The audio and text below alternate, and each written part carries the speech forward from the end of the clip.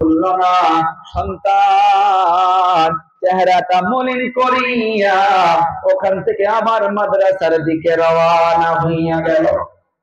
মা ঘরের ভিতরে ছটফট ছটফট করে মাউ মাউ করে কান্না শুরু করছে।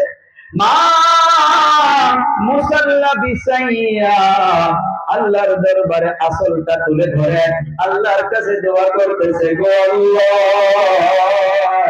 যে সন্তানের বাবা নাই, আমি মা হইয়া বললাম আমি চিনি না।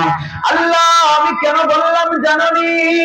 আমি যদি মা হইয়া দরজা করে দিতাম, মা হইয়া আমার নজরটা সন্তানের নজরে পড়ে যাইত, সন্তানের নজরটা আমার নজরে পড়ে যাইত, মা ছেলের মাঝে একটা মহব্বত বৃদ্ধি হয়ে যাইত। আল্লাহ, আপনার কোরআন থেকে মহব্বতটা কিছু সময়ের জন্য হলেও কমে যাইত। আল্লাহ, আপনার হাবিবের ঘর থেকে মহব্বতটা অল্প হলেও কমে যাইত, আপনার কোরআন থেকে মহব্বতটা কমে যাইত।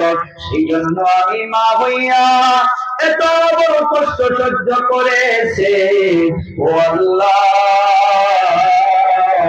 আমি আমার সন্তানের জন্য দোয়া করি। আল্লাহ, আল্লাহ আমার সন্তানকে কবুল করো, মঞ্জুর করো। ও বাবা, বন্ধুরা, দুনিয়ার মাধ্যমে মা হইয়া সন্তানের জন্য দোয়া করতেছে। বলুন রে বাবা, মায়ের দোয়া আল্লাহর কাছ থেকে কবুল হইতে দেরি লাগে নাকি গো? দেরি লাগে না। আল্লাহ দরবারে দোয়া চলে গেল, বাচ্চা মাদ্রাসায় চলে গিয়েছে। মাদ্রাসার মুতামিম সাহেব বাচ্চার চেহারার দিকে দেখে তাকাইয়া বলতেছে, রে বাবা, কি হয়েছে, কি হয়েছে? বলে, হুজুর, বাড়িতে গেলাম, মা দরজা খুললো না, আর মা আমাকে বলে দিল আমাকে নাকি চিনতে পারলো না। হুজুর বুঝতে পারছে মায়ের ওয়াদার জন্য মা দরজা খুলে দেয় নাই। উস্তাদ বাচ্চার মাথাটা বুলাইয়া দিয়া উস্তাদ মুসাল্লা বিছাইয়া আল্লাহর কাছে হাত উঠাইছে। আল্লাহ, জীবনে এমন মা দেখি নাই, এমন মা দেখি নাই যে সন্তানের বাবা নাই, বাবা নাই, বাবা নাই, যে সন্তান এতিম আর মা হইয়া একটা নজরও দেখলো না। কোরআন থেকে মহব্বত কমে যাবে, মাদ্রাসার থেকে মহব্বত কমে যাবে, এর জন্য মা হইয়া সন্তানের জন্য দরজা খুলল না। আল্লাহ, আমি উস্তাদ হইয়া দোয়া করতেছি, এই বাচ্চাকে কবুল করো, মঞ্জুর করো। একদিকে মায়ের দোয়া, একদিকে উস্তাদের দোয়া, দুই দোয়া একত্রিত হইয়া গিয়া আল্লাহর আরশটা পাতাবে শুরু হইয়া গেছে। আল্লাহ দোয়া কবুল করে নিয়েছে। এক রাহায় 16টা বছর বাইরের ব্যবস্থা আমি বাড়িতে যাই নাই, বাইরের ব্যবস্থা আমি আম্মা জান মাদ্রাসায় আসে নাই। 16 বছর পার যখন হইয়া গেল, 16 বছর পর আল্লাহর নবী সাল্লাল্লাহু আলাইহি ওয়াসাল্লাম মাদ্রাসার মুতামিম সাহেবের ঘুমের ঘরে এসে হাজির হইয়া গেল। সুবহানাল্লাহ বলা যাবে না?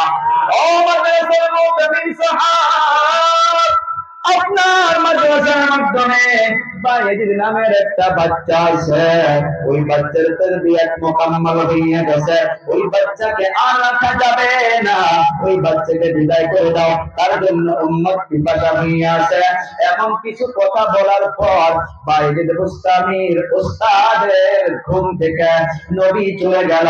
বাইজিদ বুস্তামি উস্তাদের ঘুমটা যখন ভেঙে গেল, উঠে দেখে নবী না করে কান্না করতেছে নবীর জন্য। ফজর হইয়া গেল, তারপর নামাজের পর মাদ্রাসায় চলে গেল।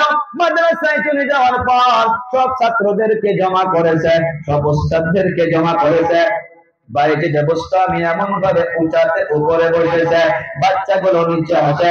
বাইরে ব্যবস্থা আমিকে যখন দেখতে পারলো, মাদ্রাসার মুতামিম সাহেব হাত দুটো একবারে দিয়ে বাইরে ব্যবস্থা আমিকে ডাকে, এ বাবা আয় আয়, আমার নিকটে চলে আয়, তুই যে এত খুশনসিব, আজ তোর জন্য আমার ঘুমের ঘরে নবীর সঙ্গে দিদার হইয়া গেছে।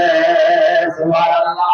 বাইজিদ বুস্তামিকে নিকটে ডাকলো, ডাকের পর সিনার মধ্যে লাগাইয়া নিয়া পেশানিতে একটা চুমা দিল। চুমা দেওয়ার পর বাইজিদ বুস্তামির উস্তাদ নিজের মাথার থেকে পাগড়িটা খুলে ওই ছাত্রর মাথায় পরিধান করাইয়া দিয়া সঙ্গে অনেকগুলো সাথীদেরকে দিয়া বাড়ির দিকে রওনা করে দিল। ওই দিন বাড়ির দিকে যখন চলে গেল, বাইজিদ বুস্তামি বাড়ির দিকে চলে গিয়া মাকে মা বলেও ডাকে নাই, শুধু বলেছে আসসালামু আলাইকুম। সালামটা দেওয়ার সাথে সাথে মা পাগলের মতো হইয়া ঠাস করে দরজা খুলে হাত দুটো আকবারে দিয়ে মা বলে, আয় আয় রে সন্তান আয়, আমার বুকের ভিতরে আয়। মা সন্তানকে বুকের মাধ্যমে জড়িয়ে ধরে পেশানিতে একটা চুমা দিল। 16টা বছর সন্তানকে দেখে নাই। 16 বছর পর সন্তানের মাথার দিকে তাকাইয়া দেখতেছে, মাথার মাধ্যমে পাগড়ি, পেছনের মাধ্যমে কে যেন নূর দেখা যায়। পাগলের মতো হইয়া সন্তানকে বুকের মাধ্যমে জড়িয়ে ধরে পেছানিতে একটা চুমা দিল। চুমা দেওয়ার পর বাচ্চাকে বসে দিয়া মা মুসাল্লা বিছাইয়া সর্বপ্রথম 2 রাকাত শুকরানার নামাজ পড়ছে। নামাজ পড়িয়া আল্লাহর কাছে হাত তুলে দোয়া করে, আল্লাহ এই দিনটার জন্য অপেক্ষায় ছিলাম। আল্লাহ দুনিয়াতে আর কিছু চাই না। আল্লাহ আপনি যদি এখন চান আমাকে দুনিয়া থেকে বিদায় করে নিতে পারেন। কেন মা এই দোয়া করলো? কেন মা আশা করলো? মা এটা মনে করছে যে আমি যদি এখন দুনিয়া থেকে বিদায় হয়ে যাই, আমার নাজাতের জন্য আমার সন্তান কাবি হইয়া যাবে, আমার সন্তান হইয়া আমার জন্য দোয়া করবে, আমার সন্তান হইয়া আমার জন্য কোরআন পড়বে। ওরে বাবারা বন্ধুরা, আজকের তারিখে এমন তো মা পাওয়া যায় না। মাদ্রাসাকে কেমন মহাব্বত করত, আল্লাহর কোরআনকে কেমন মহাব্বত করত। মা সন্তানকে এই জন্য বানাইয়া গেছে যে কবরে তো সবাইকে চলে যাইতে হবে।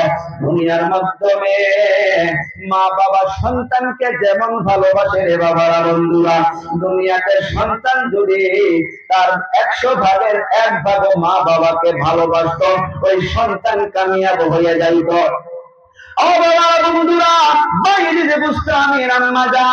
আল্লাহর কাছে আশা করলো, আল্লাহ আমাকে যদি এখন দুনিয়া থেকে নিয়ে যান আমার টেনশন নাই, টেনশন নাই। এই জন্যই মা এইটা বলেছে, কারণ সন্তান মায়ের জন্য দোয়া করবে, সন্তান মায়ের জন্য এসারে সওয়াব করবে। ও বাবারা বন্ধুরা, আজকের তারিখে দেখা যায় সন্তান বিদেশে থাকে, বাহিরে থাকে। একটা সন্তানের ঘটনা অনেক বছর হয়েছে, বাড়িতে ফিরে আসবে, মাকে ফোন করেছে, আম্মা জান আমি অমুক দিন বাড়িতে আসতেছি মা। ও মা আপনি বলুন, আমি মার্কেটে চলে আসছি, আপনার জন্য কি কি নিব মা আপনি অল্প বলুন। মা সন্তানকে বলতেছে, রে বাবা শোন শোন, আমাকে কিছু লাগে না। এ সন্তান অনেক বছর হইয়া গেল, তোর নুরানি চেহারাটা আমি দেখি না, তুই চলে আয়, তোর চেহারা দেখলে আমার মনের সব আশা পুরা হয়ে যাবে, তোর চেহারা দেখলে আমার সব চাওয়া যেন আমি পেয়ে যাব, কোনো কিছুই নেওয়া লাগবে না। মা জিজ্ঞাসা করতেছে, রে বাবা তুই চলে আয়, তুই আসলেই যথেষ্ট, তুই আসলে আমি শান্তি পাবো। মা বলতেছে, রে বাবা তুমি কবে আসবে? বলে আম্মু জান 12 তারিখে আসবো। সন্তান 12 তারিখে বলে কয়টা বাজবে? বলে আম্মা জান রাত 12টা বাজবে। মা সন্তানের অপেক্ষায় আছে, রাত্রবেলা খানা খায় নাই, 12টা পর্যন্ত অপেক্ষায় আছে যে সন্তান বাড়িতে আসতেছে। মা অল্প পরে পরে ফোন করে বলে মা আসতেছি। যখন 12টা পার হইয়া 10 মিনিট 13 মিনিট পার হইয়া গেল, সন্তানকে ফোন করে, সন্তান তো আর ফোন রিসিভ করে না। বাবা ফোন করে, সন্তান তো আর ফোন রিসিভ করে না। মা কলিজাটা যেন মধ্য করে উঠতেছে। মা স্বামীকে বলতেছে, কেন কি হলো, আমার ভিতরে কেন ভয় লাগতেছে, আমার সন্তান কেন ফোন উঠায় না। বাবাকে আবার বলতেছে যে আপনি ফোন মারেন আপনার সন্তানকে। ফোন মারতে মারতে কে যেন ফোনটা রিসিভ করলো, সন্তানের আওয়াজ নয়। বাবা প্রশ্ন করতেছে, কে আপনি? বলে